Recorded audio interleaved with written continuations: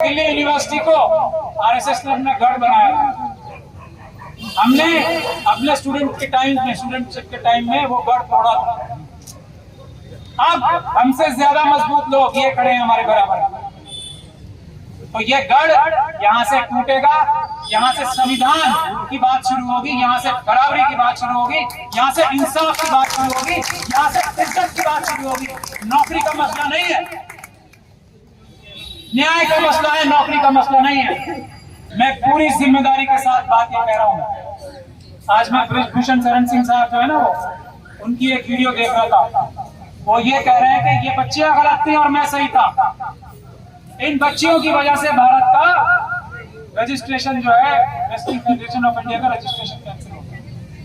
ये नहीं कहेंगे कि मैंने इतना दुराचार और अनाचार किया, जिसमें इस दिल्ली पुलिस, इस भ्रष्ट पुलिस के भ्रष्ट अधिकारियों द्वारा जो अमित शाह के दबाव में जो चार्जशीट फाइल हुई है, उसमें भी इतना लिखना ही पड़ा उन भ्रष्ट पुलिस अधिकारियों को कि हाँ, इन बच्चियों के साथ ब्रिजभूषण शरण सिंह ने ज्यादती की है। अगर न्यूट्रल इन्वेस्टिगेशन होती तो 1000 साल तक बेल नहीं होगी, जितनी बच्चियों के साथ उसने ज्यादती की। जो जुल्म करने वाले हैं आरएसएस बीजेपी के लोग, जो मनुवादी मानसिकता के लोग हैं, वो बेशर्म है। वो जुल्म भी करते हैं और ये दिखाते हैं कि ये जुल्म करना ठीक है। अभी एक छोटे बच्चे की पिटाई पूरे क्लास के स्टूडेंट से कराई, पूरा इकोसिस्टम उसको बचाने के लिए खड़ा है, उस टीचर को। यही कमोबेश काम इस प्रिंसिपल के लिए हो रहा है, यही काम ये प्रिंसिपल करती है। तो ये जो मानसिकता है ना, गलत काम करने की, अत्याचार करने की, और उसके बाद उसको जस्टिफाई करने की, और उस जस्टिफाई करने के लिए एक क्राइम को छुपाने के लिए 100 क्राइम करने की, ये जो मानसिकता है वो मनुवाद है। मैं एक चैलेंज के साथ कह रहा हूं, 2 साल सेकंड क्लास में पढ़ने वाले बच्चा उससे ज्यादा समझ रखता होगा। और ये वाइस चांसलर साहब को बता रहा हूं, जाके देख ले। रजिस्ट्रार साहब को बता रहा हूं, हालांकि वो तो रजिस्ट्रार साहब तो खुद ही मुस्लिम है, वाइस चांसलर साहब को खासतौर पर बता रहा हूं, जो 2 साल से सेकंड क्लास में जो बच्चा होगा वो इनसे अच्छी बात लिख सकता होगा, अंग्रेजी में भी और हिंदी में भी, और हैंड राइटिंग भी सेकंड क्लास के बच्चे की इससे अच्छी होगी, जिन्हें दौलतराम जैसे कॉलेज का प्रिंसिपल बना रखा है। दौलतराम का रिजल्ट आता है अच्छा, तो वो प्रिंसिपल की वजह से नहीं, डॉक्टर रितु जैसी टीचर्स की वजह से आता है।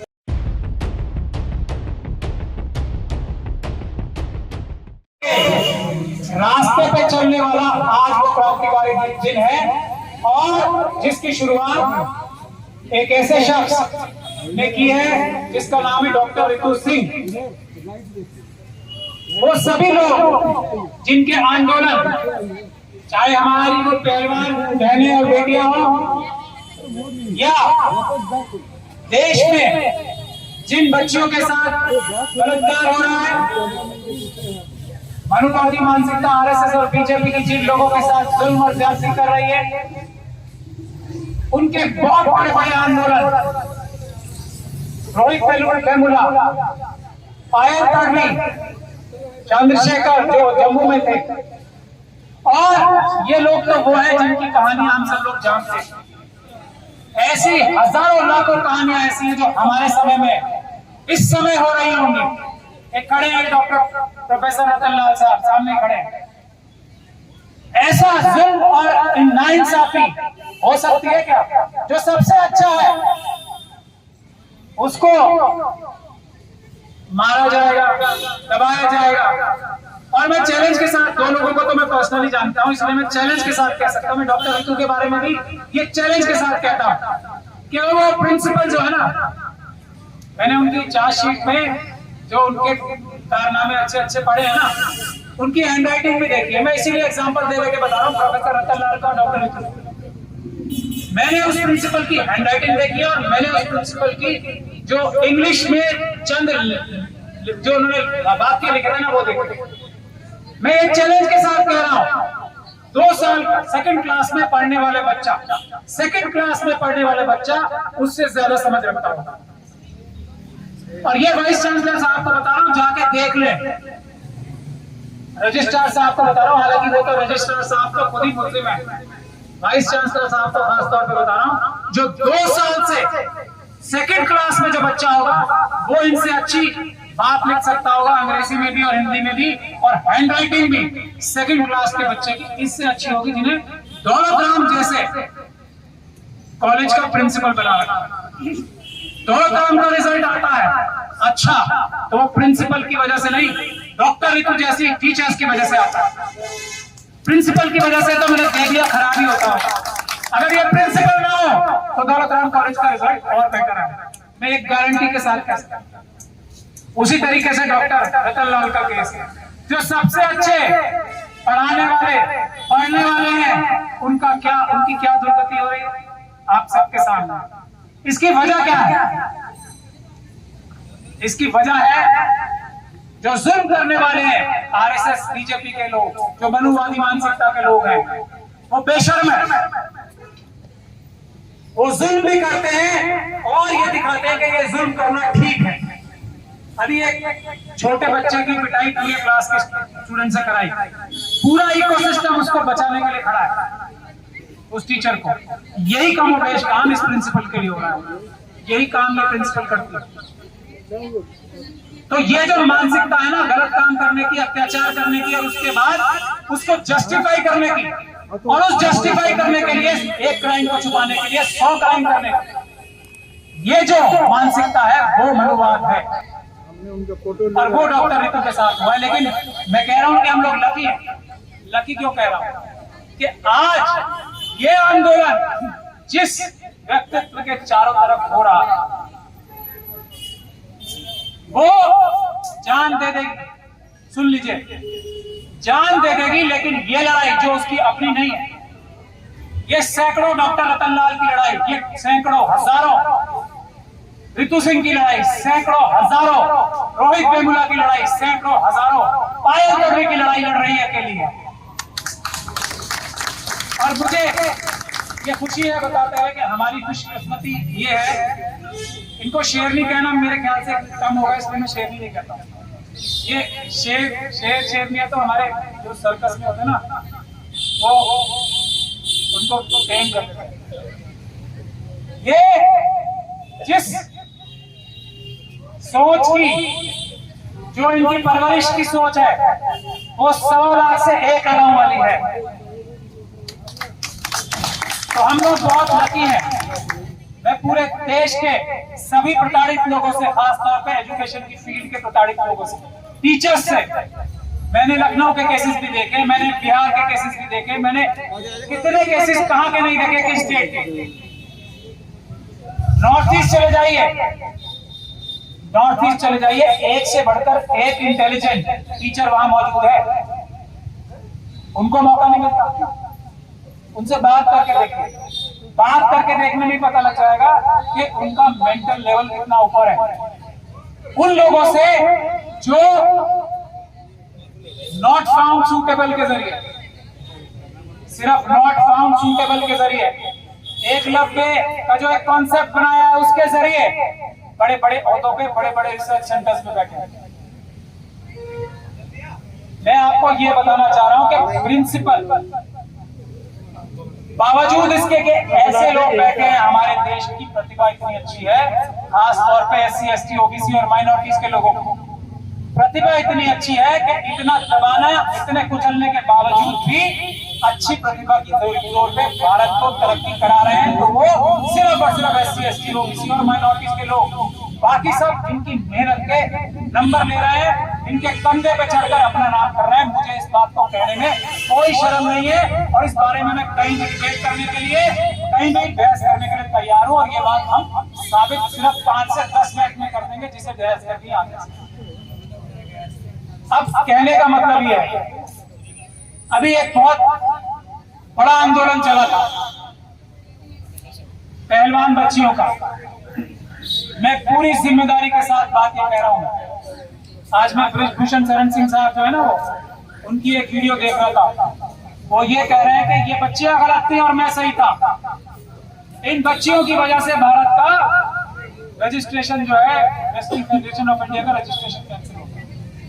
ये नहीं कहेंगे कि मैंने इतना दुराचार और अनाचार किया, जिसमें इस दिल्ली पुलिस, इस भ्रष्ट पुलिस के भ्रष्ट अधिकारियों द्वारा जो अमित शाह के दबाव में जो चार्जशीट फाइल हुई है, उसमें भी इतना लिखना ही पड़ा उन भ्रष्ट पुलिस अधिकारियों को कि हाँ, इन बच्चियों के साथ ब्रिजभूषण शरण सिंह ने ज्यादती की है। अगर न्यूट्रल इन्वेस्टिगेशन होती तो 1000 साल तक बेल नहीं होगी, जितनी बच्चियों के साथ उसने ज्यादती की। अब पूरा इकोसिस्टम बचाने के लिए लगा हुआ है, और उसको बचाने के चक्कर में WFI जो रेसलिंग फेडरेशन ऑफ इंडिया है, उसकी रजिस्ट्रेशन कैंसिल करा दी, लेकिन उसके खिलाफ कार्रवाई नहीं हो रही। इसी तरीके से जो पहलवान बच्चियों के साथ ज्यादती हुई है ना, मैं पूरी जिम्मेदारी के साथ कह रहा हूं, मेरी बात ध्यान से सुनिए। जो आंदोलन खत्म किया और जिन लोगों ने करवाया, भानु जी यहां मौजूद हैं, जिन लोगों ने आंदोलन खत्म करवाया है, और रिजल्ट आपके सामने होंगे बहुत जल्दी, उन लोगों की असलियत उनके चेहरे से नकाब उतर जाएगी कि वो गद्दारी की है इन बच्चियों के साथ, जो पहलवान बच्चियों।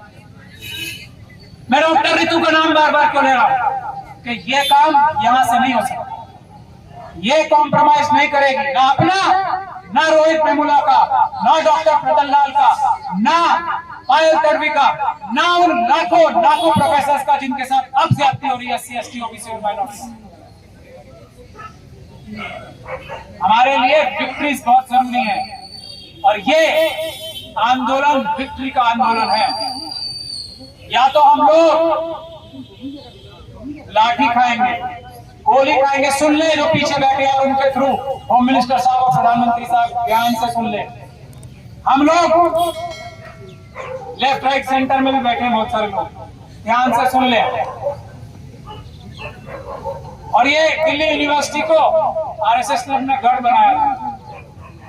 हमने अपने स्टूडेंटशिप के टाइम में वो गढ़ तोड़ा था।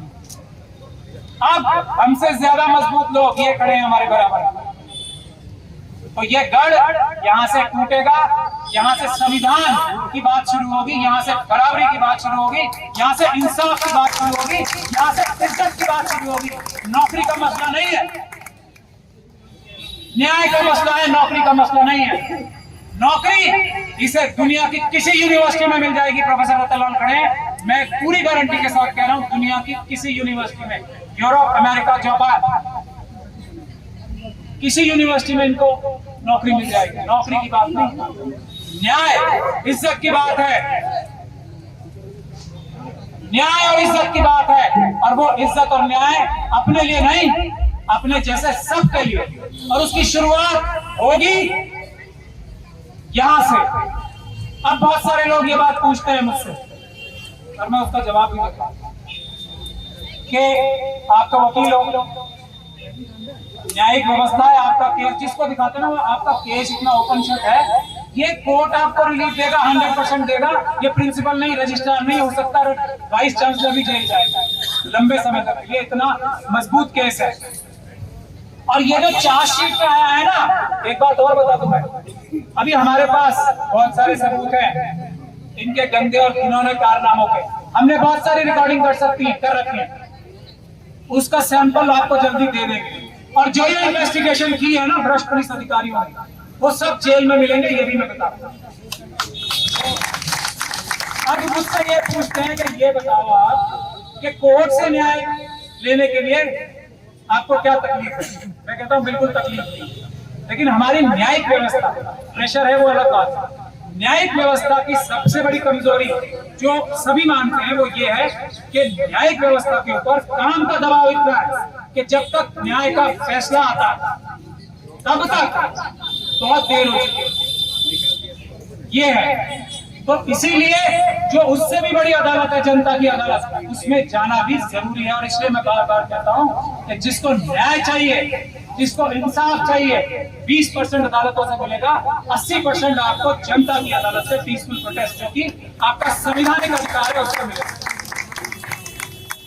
मैं ये बात गारंटी से कह रहा हूं, दुनिया में कोई नहीं रोक सकता वाइस चांसलर साहब शायद जेल जाने, और वो बहुत निर्भर करेगा कि उनकी बात की कार्रवाई क्या रही, वरना कोई चांस नहीं है, क्योंकि सबके रिटर्न डॉक्यूमेंट्स हैं। और ये प्रिंसिपल साहिबा ने इतनी जगह इतनी बदतमीजी की बातें की हैं कि और इतने लोगों ने उनको रिकॉर्ड किया है। डॉक्टर रितु के केस में ही बता रहा हूँ आपको कि उसी से उनकी सजा जो है ना 10 गुनी बढ़ जाएगी। ऐसे ऐसे काम उन्होंने कर रखे। तो वो बात ध्यान से सुन ले, वाइस चांसलर साहब ध्यान से सुन। तो इसमें से रास्ता कोई नहीं है। तो न्याय की बात करे, रास्ता एक ही है, न्याय की बात करे, कम से कम अब से करे। जिस प्रिंसिपल के खिलाफ फोर्जरी की चार्जशीट दिल्ली पुलिस को करने पे मजबूर होना पड़ा, क्या उसको सस्पेंड किया जाना चाहिए या नहीं किया जाना चाहिए? ये आप लोगों से मैं बात पूछता हूँ, ये बताओ। और ऐसे वाइस चांसलर को शर्म आनी चाहिए, नहीं आनी चाहिए कि ऐसी चार्जशीट प्रिंसिपल को भी आप इतने एक प्रीमियर कॉलेज का प्रिंसिपल रखते हो। आज ना सिर्फ रखते हो, उनको बचाने के लिए दिन रात एक किए हो, उसके भी सबूत हमारे पास है। कितनी मेहनत सारा इकोसिस्टम कर रहा है। जैसे पहलवान बच्चियों को कुर्बान कर दिया, देश का नाम कुर्बान कर दिया, लेकिन ब्रिजभूषण शरण सिंह को बचाना ही बचाना है। वही काम इस प्रिंसिपल के लिए हो रहा है। पूरी दिल्ली यूनिवर्सिटी का नाम खराब हो जाए, पूरी दुनिया में नाम खराब हो जाए। जिस प्रिंसिपल को 2 साल सेकंड क्लास में पढ़ने वाले जितनी अकल ना हो बच्चे जितनी, उसको प्रिंसिपल बना के रखना है। ये है दुर्भाग्य की बात, उसके खिलाफ हमें लड़ाई लड़नी। तो ये है मेरा निवेदन आपसे कि अपने घरों में सोने की जरूरत नहीं है। इससे अच्छा मजबूत आंदोलन किसी को भी जो न्याय चाहता है, किसी भी समुदाय से आता हो जो न्याय चाहता है, इससे अच्छा आंदोलन, इससे अच्छा आपको मौका दोबारा नहीं मिलेगा।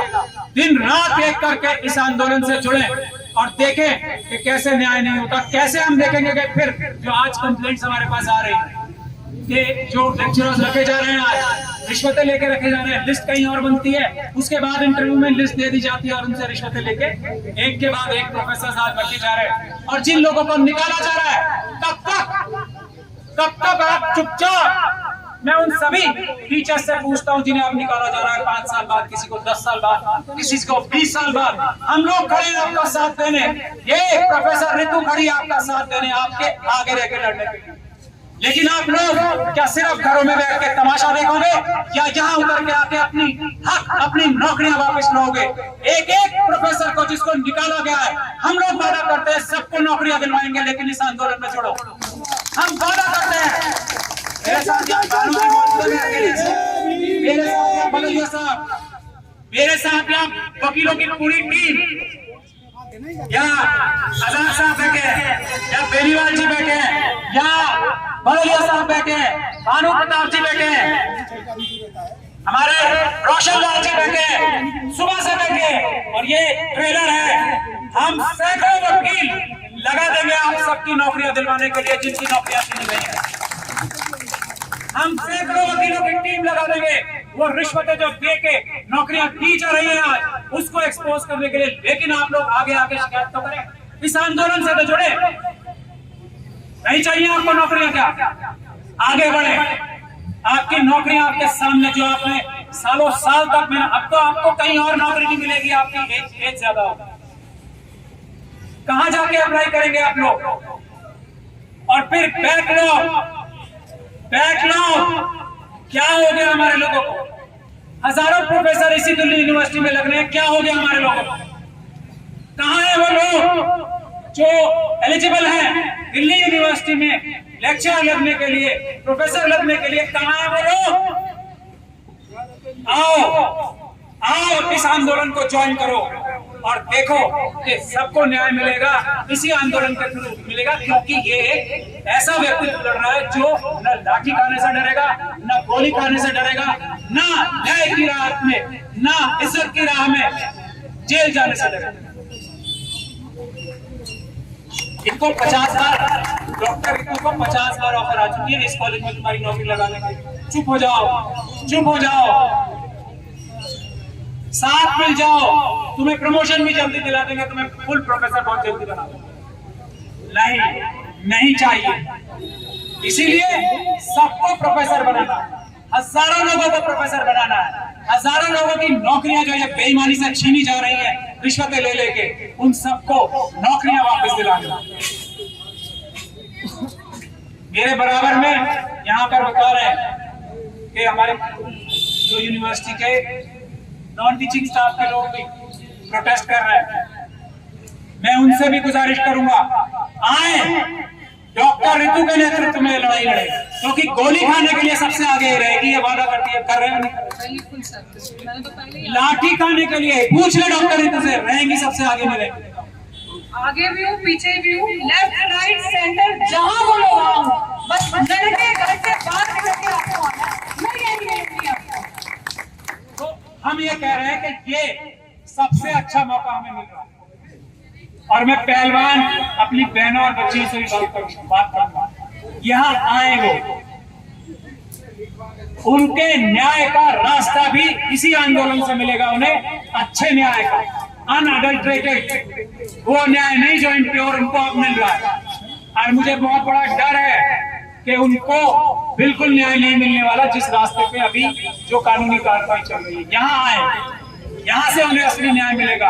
और अपने लोगों से ये कह रहा हूँ, जो SC ST OBC और माइनॉरिटीज के लोग हैं, जो हर आंदोलन को सफल बनाते हैं, इस आंदोलन में आए, क्योंकि इस आंदोलन से सबको न्याय मिलेगा, सबको बराबरी मिलेगी, सबको इज्जत मिलेगी। जय भीम, जय भारत, जय संविधान।